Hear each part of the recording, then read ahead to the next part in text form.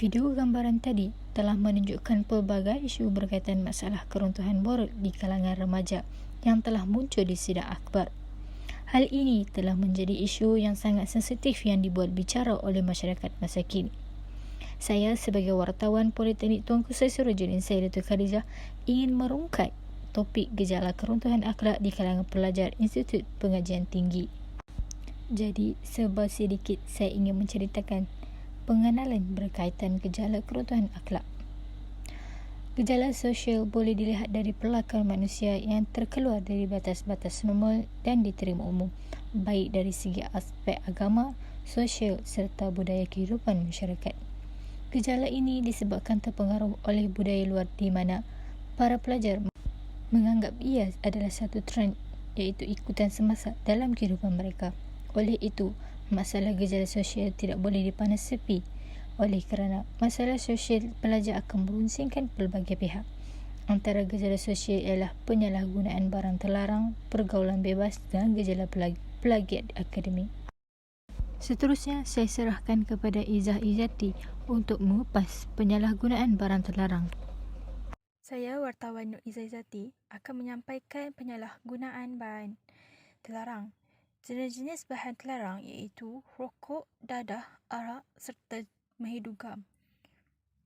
Selain itu, kesan-kesan bahan terlarang dalam kalangan pelajar IPT iaitu menjadi ketagih, mendapat penyakit seperti sakit jantung, hepatitis, kerosakan sel otak dan lain-lain. Pelajaran semakin merosot, menjatuhkan maruah dan mencemarkan nama baik keluarga. Keharmonian kekeluargaan akan terjejas, membebankan keluarga kerana menghabiskan masa dan wang. Masyarakat akan mengata dan mengumpat terhadap pelajar itu. Kejadian jenayah seperti merompak dan meragut akan mengancam ketenteraman awam. Faktor penyalahgunaan bahan terlarang dalam kalangan pelajar IPT. Yang pertama, diri sendiri, iaitu remaja kini kurang mengetahui kesan negatif yang mendalam terhadap penggunaan dadah. Tanpa mereka sedari, sebenarnya dadah dapat menyebabkan pemikiran mereka tidak waras dan gagal membuat keputusan yang rasional dan juga boleh membawa kepada maut. Di samping itu, faktor kegagalan dalam hubungan seperti putus cinta dengan kekasih atau kekasih mengadakan hubungan sulit dengan orang lain juga mengakibatkan peningkatan stres dalam kalangan pelajar yang menyebabkan mereka terjebak dalam penyalahgunaan bahan terlarang ini. Yang kedua, rakan sebaya. Rakan merupakan orang yang paling penting dan paling dekat kepada pelajar selepas keluarga. Hal ini kerana remaja dibebaskan dari pengawasan ibu bapa apabila berada jauh daripada keluarga. Mereka kerap menghabiskan masa mereka bersama rakan berbanding keluarga apabila berada di IPT. Dengan ini, mereka mudah terdedah dengan perkara-perkara yang boleh mendatangkan keburukan kepada mereka apabila mereka lakukan perkara tanpa disedari. Pengaruh rakan sebaya ini sangat terkenal di kalangan pelajar IPT kerana salah memilih kawan dari awal. Akhir sekali iaitu ibu bapa.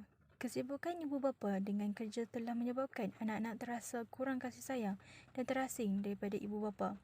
Oleh hal yang demikian, anak-anak akan melibatkan diri dalam penyalahgunaan dadah untuk mendapatkan perhatian daripada ibu bapa supaya mereka sedar bahawa anak memerlukan sokongan dan bimbingan daripada mereka.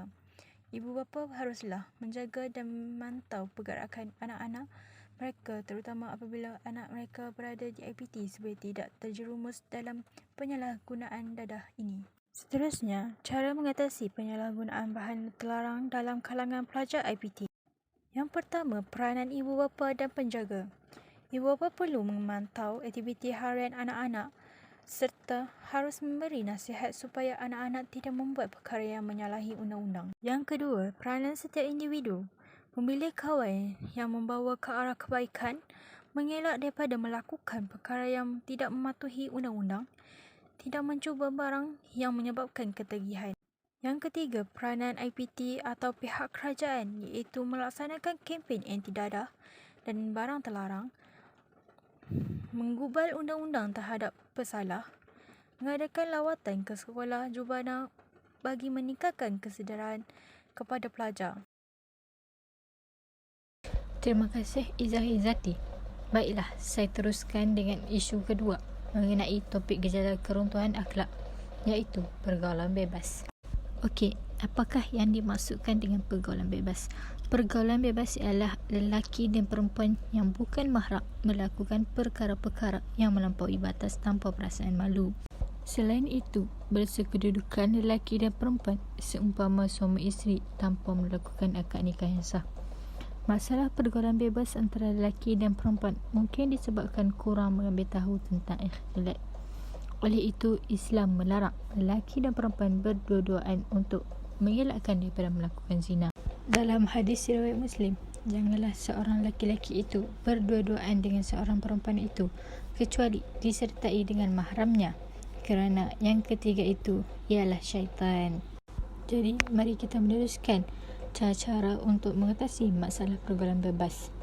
Bab kata pepatah, setiap penyakit ada penawarannya, setiap masalah ada jalan penyelesaiannya. Antaranya ialah mencegah pelajar-pelajar daripada duduk berduaan ketika di kampus.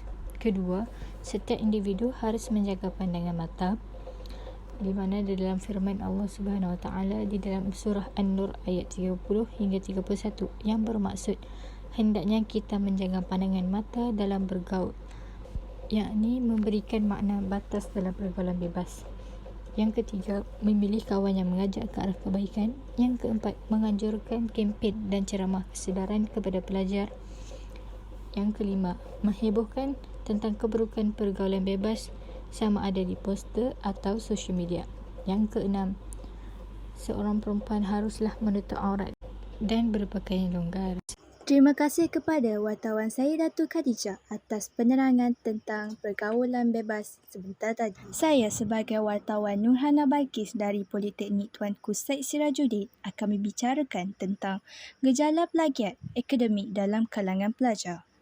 Antara sebab-sebab gejala plagiat akademik dalam kalangan pelajar ialah yang pertama, tidak mempunyai masa yang secukupnya. Pada pendapat kami, faktor kekurangan masa tidak akan timbul kerana tempoh tugasan yang diberikan oleh pensyarah untuk disiapkan oleh pelajar adalah lebih daripada cukup. Mungkin sifat ambil mudah dan tidak prihatin tentang akademik yang wujud dalam diri sendiri pelajar itu sendiri menyebabkan masa yang diberikan oleh pensyarah itu tidak mencukupi. Apabila sifat ambil mudah itu wujud, maka pelajar tersebut lebih suka untuk meniru atau mengambil tugasan orang lain. Sebab yang kedua ialah pelajar kurang mahir mencari maklumat. Pelajar yang tidak didedahkan kepada kemahiran mencari maklumat akan mengalami kesulitan untuk menyiapkan sesuatu tugasan. Situasi ini akan menyebabkan para pelajar lebih cenderung untuk melakukan plagiarism. Dengan ini, mereka perlu mendapatkan sesuatu fakta yang tepat. Kami yakin semua universiti di negara kita mempunyai sistem mereka sendiri untuk membantu para pelajar mencari maklumat. Yang ketiga ialah sifat pelajar itu sendiri. Kebanyakan pelajar yang melakukan plagiarism adalah terdiri daripada mereka yang mempunyai sifat-sifat tertentu dalam diri mereka. Mereka telah dididik dari sekolah rendah untuk meniru tanpa usaha sendiri, berjayang berjejaki kaki ke Mara Gading tanpa usaha sendiri dan hanya dengan bantuan plagiarism. Sifat ini akan terbawa-bawa ke universiti. Kami yakin apabila di universiti, kebanyakan pelajar seperti ini tidak dapat meneruskan pelajar mereka. Sebab-sebab yang keempat ialah suasana pembelajaran di universiti berbeza dengan sebelumnya. Persekitaran di universiti sangat berbeza dengan persekitaran semasa di sekolah maupun di peringkat sekolah atau matrikulasi. Para pelajar akan disuap dengan nota-nota oleh guru-guru dan apabila mereka menjaki di universiti, amalan seperti itu sudah tiada lagi diteruskan oleh para pensyarah. Di universiti, para pelajar lebih diajar berdikari. Dengan cara itu, sesetengah pelajar yang tidak dapat mengikuti suasana ini akan menyebabkan mereka ketinggalan dan tidak tahu bagaimana untuk mendapatkan nota-nota atau segala maklumat tentang yang dipelajarinya. Seterusnya ialah kurang persediaan dalam menyiapkan tugasan. Kebanyakan pelajar yang melakukan amalan plagiarism ini adalah terdiri daripada mereka yang tidak mempunyai perancangan yang betul untuk menyiapkan suatu tugasan. Sekiranya persediaan tidak dilakukan terlebih awal, kerja yang dihasilkan tidak memuaskan dan apabila diminta oleh pensyarah untuk buat lain, maka pelajar itu tidak akan bersemangat dan lebih cenderung untuk melakukan plagiarism kerana mereka fikir banyak masa yang mereka telah luangkan untuk menyiapkan tugasan tersebut. Sedangkan kerja yang dilakukan sebelum ini adalah tidak bersungguh-sungguh. Pelajar seharusnya mendapatkan bantuan daripada pensyarah mereka yang lebih berpengalaman dan luas ilmu pengetahuan dan tidak harus bergantung 100% kepada internet. Akhir sekali ialah kurang kesedaran tentang plagiarism. Kebanyakan pelajar tidak tahu apa maksud sebenar plagiarism. Bagi mereka, menciplak kerja orang lain tidak menjadi kesalahan. Pelajar perlu kreatif dalam menyiapkan sesuatu tugas dan bukannya meniru bulat-bulat buah fikiran orang lain. Kami berpendapat para pensyarah perlu mewujudkan satu sesi khas dengan pelajar untuk membicarakan tentang isu dan masalah para pelajar seperti isu plagiarism ini. Para pelajar juga perlu menitik beratkan tentang masalah ini kerana pelajar itu sendiri akan mendapat kesan buruk sekiranya mereka sering mengamalkan amalan ini. Seterusnya, saya akan serahkan kepada wartawan Nur Ibtihal yang akan membicarakan tentang cara-cara mengatasinya. Terima kasih. Saya Nur Ibtihal sebagai wartawan Politeknik Tuanku Said Sirajuddin ingin melaporkan berkenaan isu-isu gejala sosial dalam kalangan pelajar Institut Pengajian Tinggi dan remaja-remaja di luar sana. Mengetahui mengenai masalah sosial sahaja tidak mencukupi, bahkan tidak berguna sekiranya ia tidak disusuli dengan cara penyelesaian dan pencegahan. Hakikatnya, setiap individu ada pilihan dan kita perlu membuat pilihan terbaik untuk diri sendiri dan keluarga dengan membina benteng diri dan menjauhi daripada pengaruh serta unsur negatif dan bahaya.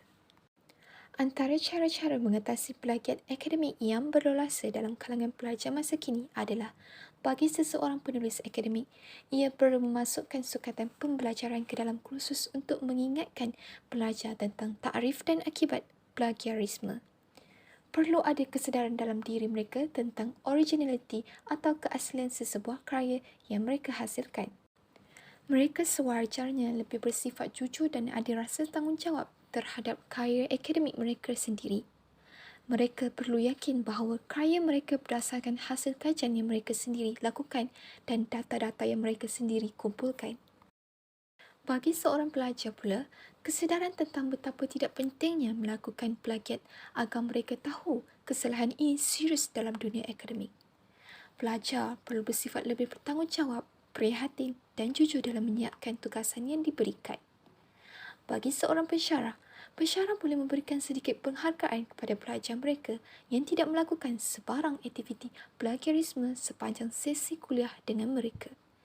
Ia boleh menjadikan mereka percaya pada diri sendiri dan juga dengan penulisan mereka. Pensyarah perlu mengajar kaedah membuat petikan agar mereka menghargai hasil kerja orang lain. Baiklah, secara keseluruhannya dapatlah dikatakan bahawa masalah sosial pada masa kini sangat berluasa. Ia bukan sahaja melibatkan golongan dewasa, malah juga golongan remaja terutamanya dalam kalangan pelajar Institut Pengajian Tinggi dan sekolah. Salah satu masalah sosial yang dilakukan ialah penyalahgunaan bahan terlarang, pergaulan bebas antara lelaki dan perempuan dan sebagainya. Pada kebiasaannya, kegiatan ini berlaku adalah disebabkan oleh beberapa faktor, misalnya seperti kurangnya perhatian ibu bapa, pengaruh rakan sebaya, remaja yang inginkan untuk mencuba sesuatu yang baru dan juga pengaruh keluarga. Justru itu mereka melakukan kegiatan tersebut, khususnya kegiatan mengambil dadah sehingga akhirnya boleh memberikan impak dan kesan bukan sahaja kepada diri seorang remaja itu sendiri, malah juga kepada keluarga, pendidikan dan juga masyarakat serta negara.